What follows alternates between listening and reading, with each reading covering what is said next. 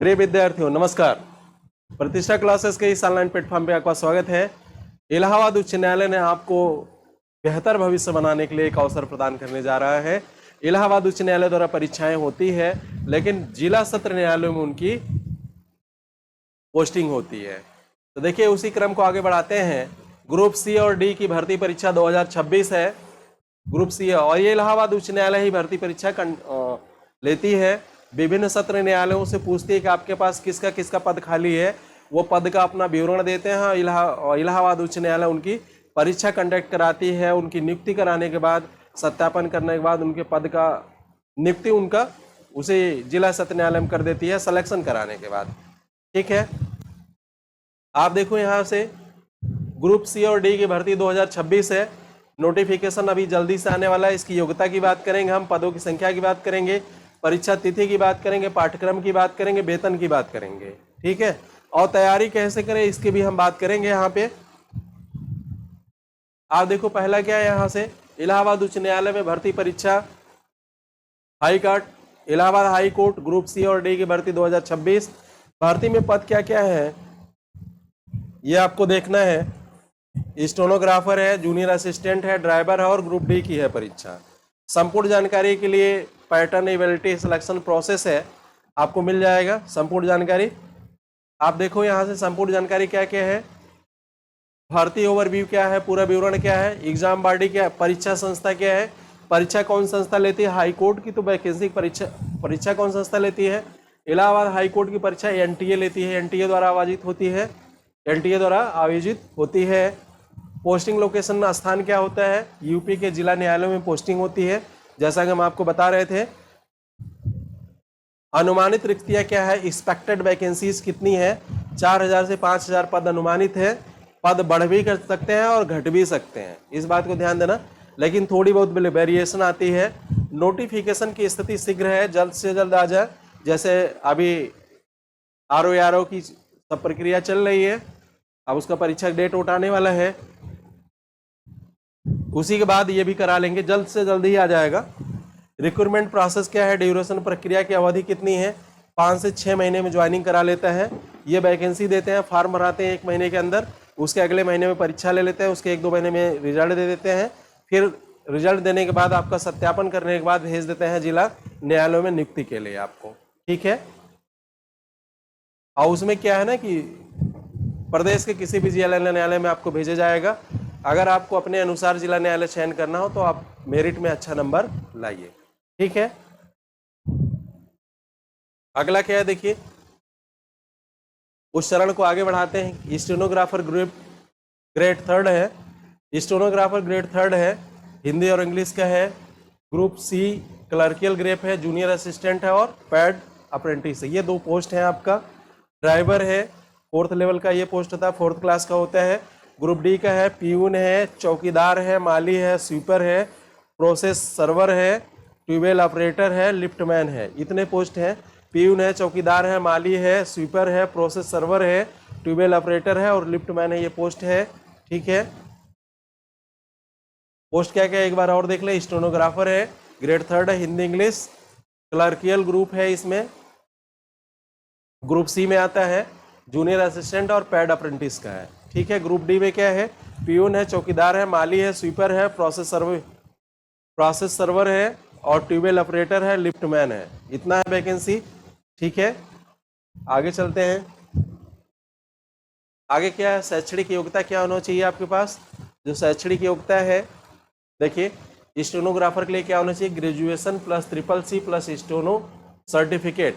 Stenographer के लिए क्या होना चाहिए, graduation plus CCC plus steno certificate. Junior assistant apprentice के लिए क्या होना चाहिए, 12th पास प्लस CCC होना चाहिए। ड्राइवर के लिए क्या होना चाहिए, 12th पास प्लस 3 साल पुराना ड्राइविंग लाइसेंस होना चाहिए। ड्राइवर के लिए क्या होना चाहिए, 12th पास 10th पास, 12th नहीं 10th पास प्लस 3 साल का पुराना ड्राइविंग लाइसेंस होना चाहिए। प्रोसेस सर्वर के लिए 10th पास होना चाहिए। ट्यूबवेल ऑपरेटर के लिए 8th पास प्लस 1 वर्ष ITI होना चाहिए। पीओन या चौकीदार मालिक के लिए 8th पास केवल होना चाहिए। ठीक है, अगला देखिए, वायु सीमा लिमिट एज लिमिट क्या है, 18 से 40 वर्ष है। एज लिमिट क्या है, 18 से 40 वर्ष है। मिनिमम एज 18 वर्ष, मैक्सिमम एज 40 वर्ष। SC ST OBC के लिए नियमानुसार छूट है 5 वर्ष। फिजिकली हैंडीक्राफ्ट के लिए 15 वर्ष की छूट है। दरअसल फिजिकली हैंडीक्राफ्ट है वो 55 साल तक अपना ट्राई कर सकता है। ठीक है, अगला देखिए, यह है एप्लीकेशन फ़ी कितना है। लास्ट नोटिफिकेशन में जो फ़ी है आसपास वहीं ही रहता है। तो आप देखिए स्टेनोग्राफर की कितनी है, 950 रुपये। जनरल OBC की है, EWS की 850 है, SC ST की 750 रुपये है। जूनियर असिस्टेंट और ड्राइवर के लिए है, जनरल OBC के लिए 850 रुपये है, EWS के लिए 750 रुपये है, SC ST के लिए 650 रुपये है। ग्रुप डी के लिए कितना है, जनरल OBC के लिए 800 रुपये है, EWS के लिए 700 रुपये है, SC ST के लिए 600 रुपये है। SC ST के लिए कितना है, 600 रुपये है। ठीक है, अगला देखिए चयन प्रक्रिया क्या है, सिलेक्शन प्रोसेस। पद है, चरण 1 है, चरण 2 है, अंतिम चरण है। स्टेनोग्राफर है, लिखित परीक्षा रिटन टेस्ट होगा स्टेनोग्राफर में, और 60 हैंड द्वितीय चरण में 60 हैंड टेस्ट होगा जिसे आशुलिपि बोलते हैं। टाइपिंग टेस्ट है, इनका अंतिम चरण है। जूनियर असिस्टेंट का लिखित परीक्षा है, रिटन टेस्ट है, प्लस हिंदी टाइपिंग है, इंग्लिश टाइपिंग है। इनमें हिंदी इंग्लिश दोनों टाइपिंग है। इसमें जो आशुलिपि है हिंदी 60 हैंड होगी, फिर टाइपिंग टेस्ट होगा इनका। ड्राइवर क्या है, रिटन टेस्ट है, लिखित परीक्षा है, प्रैक्टिकल ड्राइविंग टेस्ट है, इनका ड्राइविंग टेस्ट करा लेंगे। ठीक है, जिसके लिए है ड्राइविंग तो आना चाहिए। ग्रुप डी है, लिखित परीक्षा stage first, written test stage second. ठीक है, स्टेज फर्स्ट ही है, लिखित परीक्षा को रिटन टेस्ट बोलते हैं अंग्रेजी में, लिखित परीक्षा स्टेज 2। अब आप देखो अगला क्या है, लिखित परीक्षा के सभी पदों के लिए क्या क्या है। 90 मिनट का टोटल टाइम है, टोटल क्वेश्चन 100 है, मैक्सिमम मार्क्स 100 है। एग्ज़ाम ऑफलाइन होता है, जिलों में आयोजित किया जाता है। वैकेंसीज के हिसाब से ज़्यादा वैकेंसी हो तो लगभग सभी जिलों में, कम बेसिक वैकेंसी है तो कुछ जिलों में आयोजित कर लेते हैं। अब आप देखो हिंदी क्वेश्चन कितने आएंगे, 25 क्वेश्चन आएंगे, 25 अंक के होंगे। इंग्लिश कितने होंगे, 25 क्वेश्चन 25 अंक के होंगे। GS कितने होंगे, 25 क्वेश्चन 25 अंक के होंगे। गणित कितने हैं, 25 क्वेश्चन 25 अंक के होंगे। ये इनका शेड्यूल है, हिंदी इंग्लिश GS और गणित। ठीक है, कुल कितने हैं, 25 25 25 100 हो गया 100 क्वेश्चन, 90 मिनट टाइम है, और टोटल मार्क भी 100 ही है। ठीक है, अब आप आगे देखो यहाँ से द्वितीय चरण टाइपिंग टेस्ट होगा और रिटन टेस्ट हो गया प्रथम चरण। द्वितीय चरण क्या होगा, टाइपिंग टेस्ट होगा। इसमें क्या होगा, स्पीड हिंदी का क्या होना चाहिए, 25 शब्द पर मिनट, 25 WPM। W वर्ड होता है, P पर मिनट होता है, M से मिनट होता है। ठीक है, अब ये इंग्लिश कितना हो चाहिए, 30 वर्ड पर मिनट होना चाहिए। ठीक है, ये किस पे टाइप होगा, मंगल फॉन्ट पे होगा। ठीक है, इसके कितने मार्क्स हैं, 25 मार्क हैं। इसके कितने मार्क हैं, 25 मार्क हैं। ठीक है, आप देखो द्वितीय चरण स्टेनोग्राफर स्किल टेस्ट का है। इसमें क्या है, स्पीड क्या है, इंग्लिश 60 हैंड की स्पीड है, 100 वर्ड पर मिनट होना चाहिए। हिंदी 60 हैंड की स्पीड कितना होती है, 80 वर्ड पर मिनट होना चाहिए। शब्द क्या है, 500 वर्ड है, 5 मिनट में करना है। ये 400 वर्ड है, 5 मिनट में करना है। लेकिन आपको कंप्यूटर वहाँ 1 घंटा आधे घंटे के लिए दिया जाता है, 30 मिनट के लिए, कि आप रह के थोड़ा सा अपना सेट वेट कर लो, हाथ वहाँ सेट कर लो, इसलिए दिया जाता है। ठीक है, इसीलिए ट्रांसक्रिप्शन समय दिया है 30 मिनट कंप्यूटर पर, यह भी 30 मिनट, लेकिन टेस्ट आपका 5 मिनट का ही है। जब वो चालू करेंगे तो उतने में ही हो जाएगा। ठीक है, फाइनल मेरिट कैसे बनेगी, देखो पद है, लिखित परीक्षा है, कौशल परीक्षा है, कुल अंक है।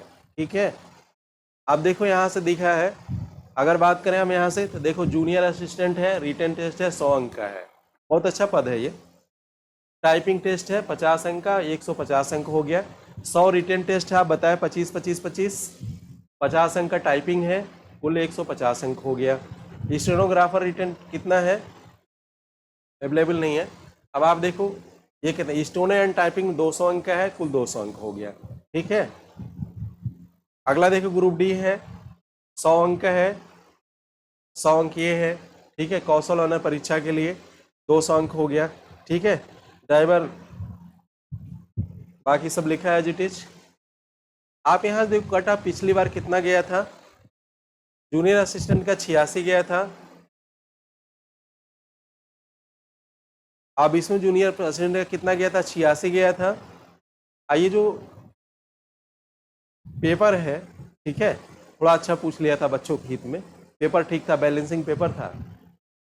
कट ऑफ देखिए स्टेनोग्राफर की कट ऑफ कितनी गई थी, 65 से 70 अंक कट ऑफ गई थी, ठीक है।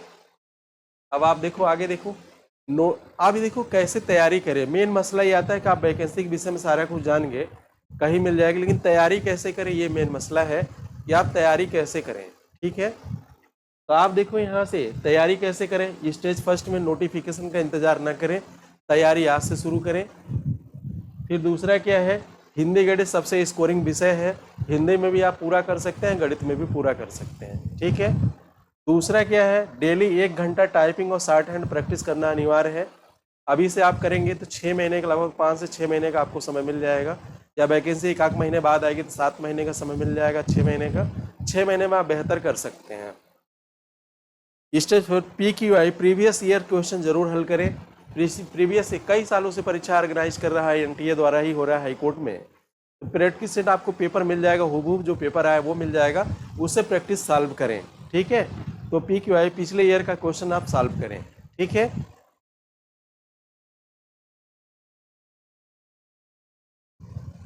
अब हमारे साथ आप इतने जुड़े रहे, थैंक यू फॉर वॉचिंग।